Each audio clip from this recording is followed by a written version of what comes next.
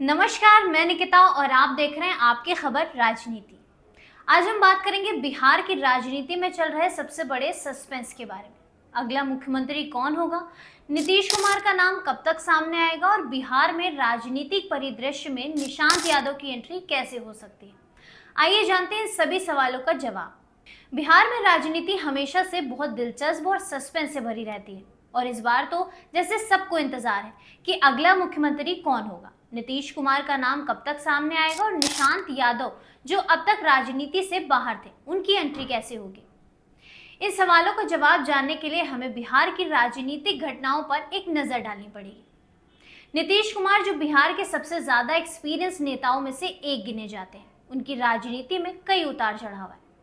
एक समय था जब भाजपा के साथ थे और फिर महागठबंधन में जुड़े और फिर से भाजपा से अब उनके अगले कदम को लेकर सस्पेंस बना हुआ है। कभी अपने सुशासन बाबू के तौर पर पहचाने जाने वाले नीतीश कुमार को राज्य में नक्सलवाद, बेरोजगारी और भ्रष्टाचार जैसे मुद्दों पर कई बार आलोचनाओं का सामना करना पड़ा।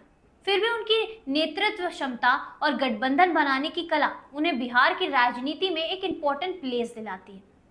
लेकिन एक बड़ा सवाल यह है कि क्या नीतीश कुमार अगला विधानसभा चुनाव लड़ेंगे और अगर लड़ते हैं तो उनका नाम कब और कैसे अनाउंस किया जाएगा। अब बात करते हैं बिहार के अगले मुख्यमंत्री के बारे में। यह सवाल हर किसी के मन में है कि नीतीश कुमार के बाद कौन इस पद पर कब्जा करेगा। क्या ये फिर से कोई गठबंधन सरकार होगी। नीतीश कुमार के नेतृत्व में महागठबंधन ने पिछले चुनाव में जीत हासिल करी थी, लेकिन इस बार स्थिति थोड़ी बदल सी सकती है।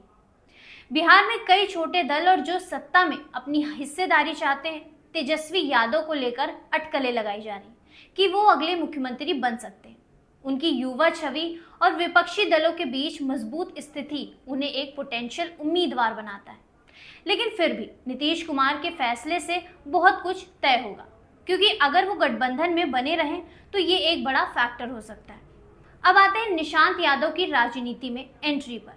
बहुत से लोग इन्हें नहीं जानते होंगे, लेकिन निशांत यादव ने हाल ही के दिनों में बिहार की राजनीति में अपने कदम रखने का इशारा किया है। निशांत यादव जो पहले के बिहार की राजनीति से जुड़े हुए नहीं थे, अचानक से राजनीति में एंट्री करने के लिए तैयार हो सकते हैं। उनका पॉलिटिकल एक्सपीरियंस कम हो सकता है, लेकिन उनका परिवार और युवा नेता के तौर पर उनकी छवि उनको एक पोटेंशियल नेता बना सकती है। उनके पास सोशल मीडिया का अच्छा फॉलोइंग है जो उन्हें यूथ वोटर्स के बीच एक अलग पहचान दिला सकती है। साथ ही उनका कोई ट्रेडिशनल राजनीतिक गठबंधन नहीं, तो वो बिहार के राजनीतिक परिदृश्यों में एक नया मोड़ ला सकता है। बिहार का पॉलिटिकल फ्यूचर कब किस तरह सवालों में घिरा हुआ है। इस राज्य में अगर हम अगले चुनाव की बात करें तो ये भी देखा जा सकता है कि कौन कौन से दल अपने अपने समर्थकों को साधने में सफल हो सकती है। नीतीश कुमार के अगले कदम से लेकर तेजस्वी यादव की बढ़ती ताकत और निशांत यादव जैसे नए चेहरों की एंट्री, सभी ये फैक्टर बिहार की राजनीति को एक नया मोड़ देने के लिए तैयार है। तो ये थे बिहार की राजनीति के कुछ इंपॉर्टेंट सवाल जो अगले कुछ महीनों में पूरी तरह से सुलझ सकते हैं। राजनीति के इस सस्पेंस से भरी हुई स्टोरी पर आपका क्या कहना है? क्या आप समझते हैं कि नीतीश कुमार की लीडरशिप फिर से बिहार में होगी या फिर तेजस्वी यादव और निशांत यादव बिहार के अगले मुख्यमंत्री बन सकते हैं? वैसे बता दें कि बिहार है ये, यहाँ राजनीतिक रूप से कुछ भी कहना खतरे से खाली नहीं हो सकता है, क्योंकि बिहार में मुख्य 3 पार्टियां हैं, जिसमें से 2 एक साथ आ जाए तो उनकी सरकार बन सकती है। लेकिन सबसे बड़ी बात यह है कि यहाँ चुनाव में पहले और चुनाव के बाद राजनीतिक खेला और उल्टी पलटी हो सकती है। इसीलिए जब तक कुछ पक्का ना हो जाए सस्पेंस बना रहता है। इस बारे में आपका क्या कहना है हमें कमेंट्स में जरूर बताइएगा। अगर आपको ये वीडियो पसंद आई हो तो लाइक और सब्सक्राइब जरूर करिएगा। ऐसे ही लेटेस्ट अपडेट के लिए आप देखते रहिए आपकी खबर राजनीति।